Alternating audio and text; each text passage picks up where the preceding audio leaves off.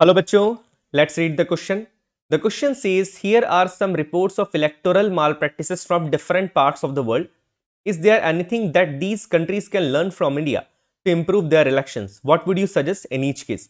Question में देके रखा है कि इस क्वेश्चन में तीन रिपोर्ट्स देके रखी हैं जो अलग अलग हमारे दुनिया के अलग अलग कंट्रीज से आई हैं और अलग अलग कंट्रीज के अंदर ये रिपोर्ट सारी की सारी इलेक्शन के अंदर माल प्रैक्टिसेस की हैं कि इलेक्शंस के अंदर क्या गलत किया गया है। आपको ये बताना है कि इन रिपोर्ट्स के अंदर इन कंट्रीज को इंडिया से क्या सीखना चाहिए, भारत से क्या सीखना चाहिए कि अगर इंडिया में चीजें होती, हमारे देश में चीजें होती तो हम किस तरीके से एक्शंस लेते।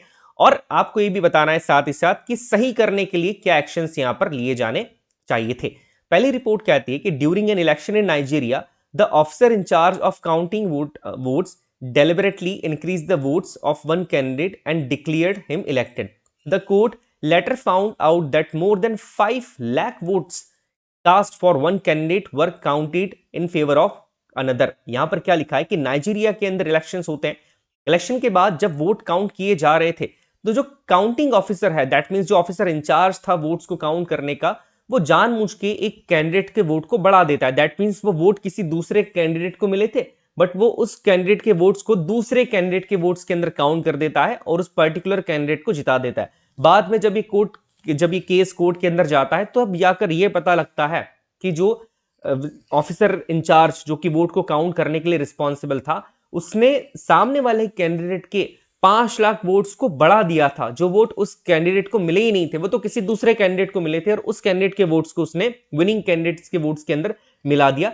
इन 5 लाख वोट्स को मिलाने के कारण ही नाइजीरिया में वो कैंडिडेट इलेक्शंस में जीत पाया। अब आपको ये बताना है कि इंडिया से क्या सीखना चाहिए कि अगर इंडिया में ये चीज होती तो हम क्या करते। The answer is the agents from each political party that has contested in election should be present while counting is done। ये सबसे इंपॉर्टेंट पॉइंट है और ये चीज हमारे देश में भी होती है कि the agent from each political party, her political party के एजेंट्स, चाहे वो कोई भी पॉलिटिकल पार्टी हो, उस पॉलिटिकल पार्टी के agents that has constant in the elections, जिन्होंने इलेक्शंस के अंदर पार्टिसिपेट किया था, should be present while counting is done. उन्हें प्रेजेंट रहना चाहिए उस काउंटिंग रूम के अंदर जब तक काउंटिंग चल रही है, ताकि किसी भी पॉलिटिकल पार्टी के मन में ये ना रहे कि काउंटिंग गलत हो गई है, काउंटिंग गलत तरीके से की गई है, जो कि हमारे देश में होता है। तो नाइजीरिया को भी ये चीज सीखनी चाहिए हमारे देश से कि जैसे हमारे देश के अंदर जब भी वो वोट्स की काउंटिंग होती है तो सारी पॉलिटिकल पार्टीज के जो एजेंट्स होते हैं वो वोटिंग काउंटिंग की जगह पर खड़े हो जाते हैं, उस काउंटिंग को देखते हैं ताकि कोई भी गलत चीज यहां पर ना हो सके।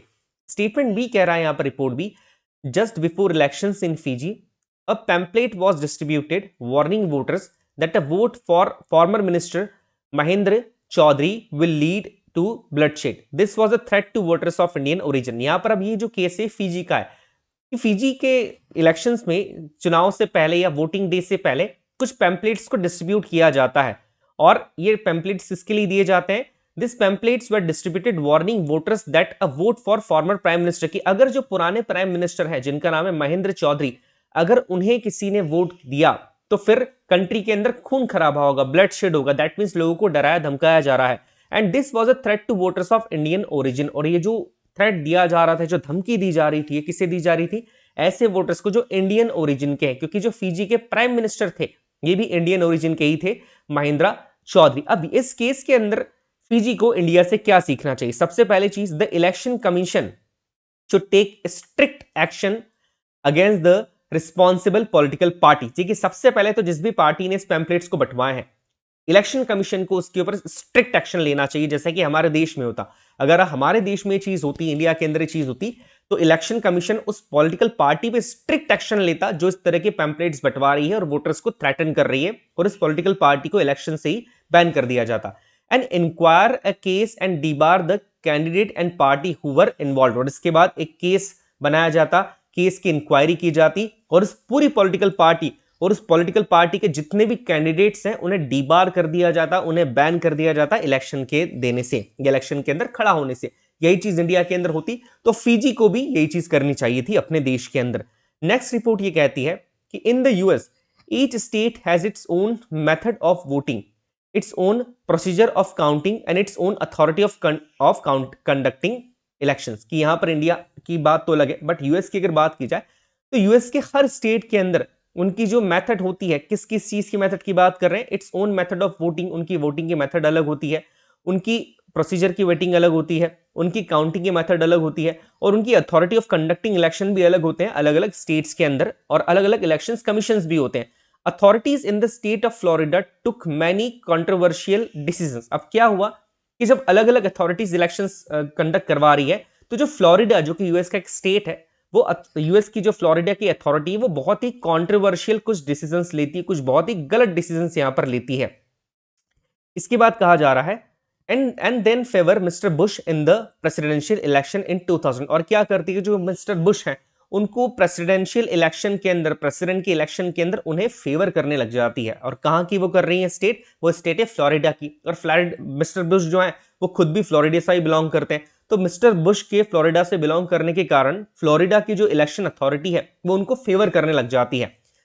But no one could change this decision. और कोई भी इस डिसीजन को चेंज नहीं कर सकता है बिकॉज फ्लोरिडा का अलग इलेक्शन कमीशन होता है, यहां पर न्यूयॉर्क का अलग इलेक्शन कमीशन है। तो यूएस के जितने भी स्टेट्स हैं अलग अलग, उन सभी की इलेक्शन की अथॉरिटी अलग अलग है और कोई भी अथॉरिटी दूसरे इलेक्शन कमीशन की अथॉरिटी के ऊपर डिसीजन नहीं दे सकती है, ना ही कोई क्वेश्चन उठा सकती है।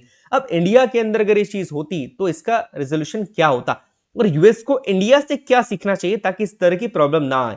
तो इसका आंसर यहां पर होगा there should be only one election commission. की जिस तरीके से यूएस में अलग अलग इलेक्शन की ऑर्गेनाइज करने की अथॉरिटी है अलग अलग स्टेट की, ये नहीं होना चाहिए।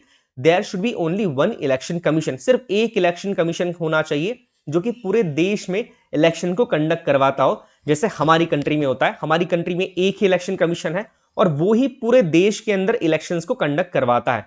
And this commission should be free and fair from any political pressure. और इस इलेक्शन कमीशन को बिल्कुल फ्री होना चाहिए किसी भी पॉलिटिकल प्रेशर से, जैसे हमारे देश में होता है। हमारे देश का इलेक्शन कमीशन जो है वो किसी भी पॉलिटिकल पार्टी के प्रेशर में काम नहीं करता है, वो फ्रीली काम करता है। जो सही चीज है वो उसी को लेकर काम करता है।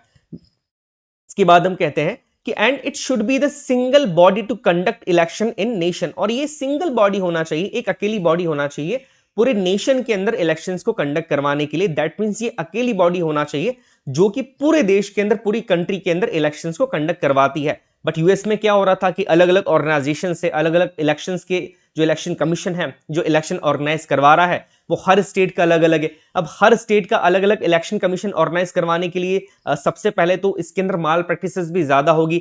हर इलेक्शन कमीशन अपने हिसाब से रूल्स बनाएगा जो कि गलत है और हो सकता है किसी पर्टिकुलर पॉलिटिकल पार्टी या पर्टिकुलर कैंडिडेट को वो अपना कुछ फेवर भी दे दे। बट इंडिया के अंदर ऐसा नहीं होता है क्योंकि हमारे देश में सिर्फ एक ही इलेक्शन कमीशन है और वो ही पूरे देश के अंदर चुनाव कंडक्ट करवाता है। So I hope you understood the question as well as answer. Best of luck.